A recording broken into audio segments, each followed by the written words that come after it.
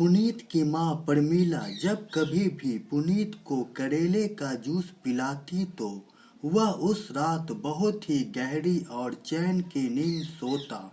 पर आज पुनीत के दिमाग में पंकज की ही बातें गूंज रही थी। उसकी बातें उसे सोने नहीं दे रही थी। थोड़ी देर बाद ही पुनीत की माँ प्रमीला पुनीत के रूम में आती है और अपने बेटे पुनीत के सर को सहलाती है और उसे पुचकारते हुए वही करेले का जूस पुनीत को पीने देती है। पुनीत आज पहले से ही सतर्क था। उसने माँ से कहा, मैं थोड़ी देर में पी लूंगा। प्रमीला मुस्कुराते हुए वहां से चली गई। कुछ देर बाद फिर प्रमीला पुनीत के कमरे में आती है। उसने देखा पुनीत गहरी नींद सो चुका है। गिलास भी पूरा खाली है।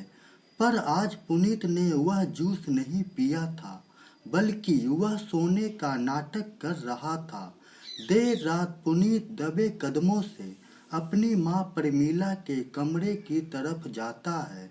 वह देखता है कमरे का दरवाजा अंदर से बंद है। कमरा भी अंदर से काफी अंधेरा है। कुछ देर वह वहीं खड़ा रहता है। उसे पता लगता है कि पंकज ने जो सच्चाई उसकी माँ प्रमीला के बारे में बताया था वह सच है। पुनीत कमरे के बाहर एक कोने में छुपकर बैठ जाता है। वह अपनी माँ प्रमीला को रंगे हाथों पकड़ना चाहता था।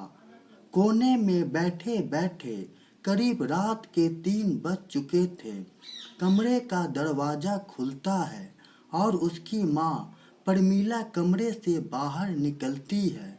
वह इधर उधर नजर घुमाती है और फिर बाथरूम चली जाती है।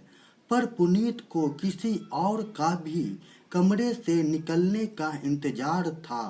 पर अभी तक कोई भी शख्स कमरे से बाहर नहीं आया था। पुनीत कमरे के अंदर चुपके से जाता है, पर वहां किसी को ना पाकर वह कमरे की लाइट जला देता है। इधर से उसकी माँ प्रमीला भी घबराई हुई सी कमरे के अंदर आ जाती है। अरे पुनीत, इस वक्त तू जा अपने कमरे में जाकर सो जा। प्रमीला के चेहरे पे डर और परेशानी साफ झलक रही थी, जैसे वह कुछ छुपाने की कोशिश कर रही हो। पुनीत लगातार कमरे में कभी बेड के नीचे, कभी पर्दे के पीछे, अलमीरा, घर का ऐसा कौन सा कोना था जिसे पुनीत ने नहीं चेक किया था, पर उसे कोई नहीं मिला। प्रमीला समझ चुकी थी आज उसके बेटे पुनीत को उसकी असलियत पता लग चुकी है। पुनीत गुस्से में कहता है, कहाँ है वह शख्स जिससे आप बातें कर रही थी? मुझे पंकज ने सब बता दिया है। पड़ोसी लोग भी आपके बारे में कहते हैं। किसी किसी रात आपके कमरे से गंदा बदबूदार धुआं बाहर निकलता है और किसी से बातें करने की आवाजें आती हैं। और जब जब आप ऐसा करती हैं, मुझे अच्छी सेहत का हवाला देकर करेले के जूस में नींद की दवा मिलाकर मुझे देती हैं, ताकि आपकी सच्चाई छुपी रहे।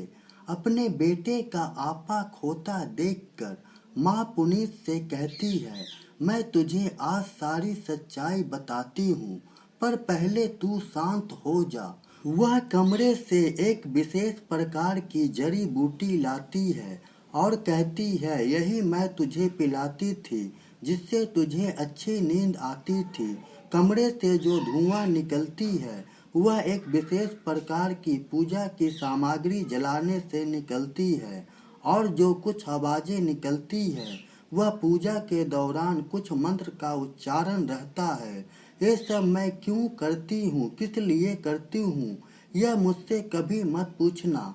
अगर तुझे अपनी माँ प्यारी है तो लोग तो तरह तरह की बातें बनाते ही हैं। तुझे अपनी माँ पे यकीन है या लोगों की बातों का? पुनीत शांत भाव से अपने कमरे में चला जाता है।